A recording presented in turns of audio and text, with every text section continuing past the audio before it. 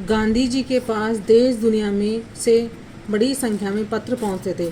जो हमारे राष्ट्रपिता महात्मा गांधी जी के पास जब स्वतंत्रता आंदोलन चला था तब देश दुनिया से बहुत बड़ी तादाद में, बहुत बड़ी संख्या में पत्र पहुंचते थे, पर पत्रों का जवाब देने के मामले में उनका कोई जोड़ नहीं था। वो हर एक पत्र का जवाब देते थे। कहा जाता है कि जैसे ही उन्हें पत्र मिलता था उसी समय वे उसका जवाब भी लिख देते थे। वो इनकी खासियत थी, जैसे ही उनको कोई पत्र मिलता था तुरंत उसका जवाब लिखकर डाक से भेज देते थे। अपने हाथों से ही ज़्यादातर पत्रों का जवाब देते थे।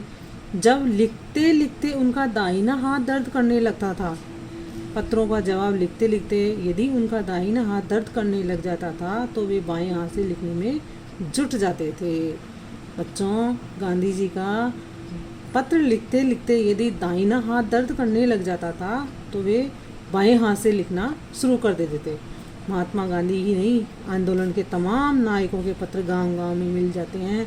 पत्र भेजने वाले लोग उन पत्रों को किसी प्रशस्ति पत्र से कम नहीं मानते हैं। जो प्रशंसा पत्र, कोई प्रतियोगिता में भाग लेने के बाद में सर्टिफिकेट मिलता है, प्रशस्ति पत्र मिलता है, उससे कम नहीं मानते थे। जिसको भी पत्र मिलता था वो इस गांधी जी के पत्रों को प्रशस्ति पत्र मानते थे। कई लोगों ने तो उन पत्रों को फ्रेम बनाकर रख लिया था, फ्रेम में मंडवा करके अपनी दीवार पर टांग लिया था, रख लिया था। यह है पत्रों का जादू। यही नहीं, पत्रों के आधार पर ही कई भाषाओं में जाने कितनी किताबें लिखी जा चुकी है।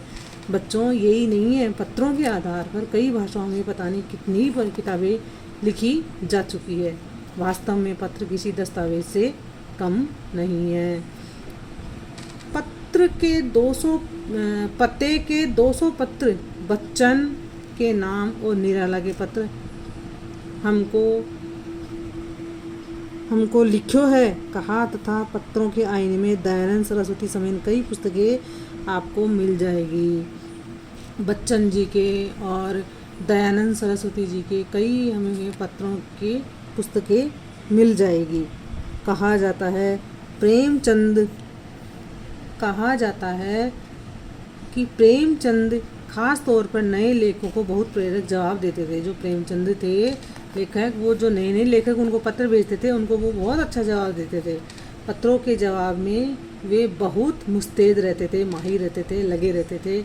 इसी प्रकार नेहरू और गांधी के लिखे गए रविंद्रनाथ टैगोर के पत्र भी बहुत प्रेरक है, प्रेरणादायी है, प्रेरणा स्रोत है, मार्गदर्शक हैं।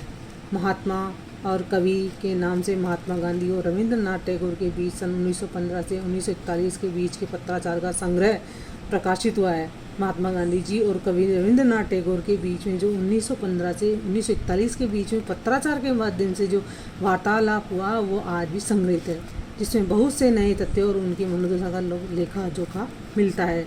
विचार मिलते हैं, उनके विचार, उनकी सोच, उनके जो लोग आंदोलन के प्रति जो नए नए कदम थे वो उसमें मिलते हैं।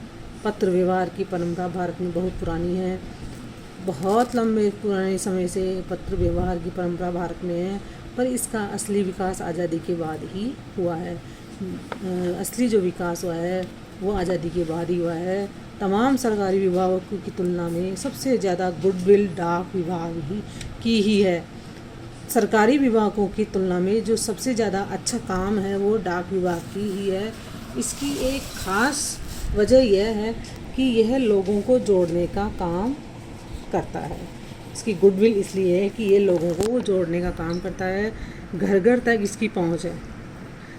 संचार के तमाम उन्नत साधनों के बाद भी चिट्ठी पत्री की हैसियत बराबर है। संसार के इतने आधुनिकतम साधन आ गए हैं, फिर भी चिट्ठी पत्री का जो अहमियत रखती है वो आज भी वैसी की वैसी ही है।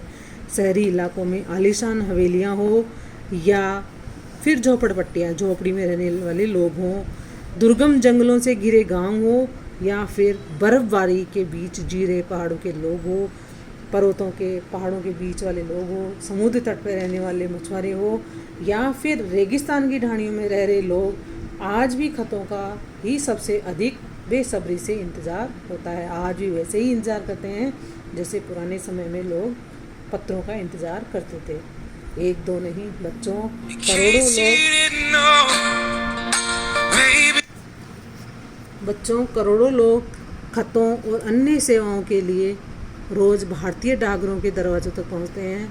इसकी आयामी भूमिका नज़र आ रही है। करोड़ों लोग आज भी डाकघरों के दरवाज़ों पर जाते हैं और अपने पत्र के बारे में पूछते हैं कि हमारा कोई पत्र आया है क्या।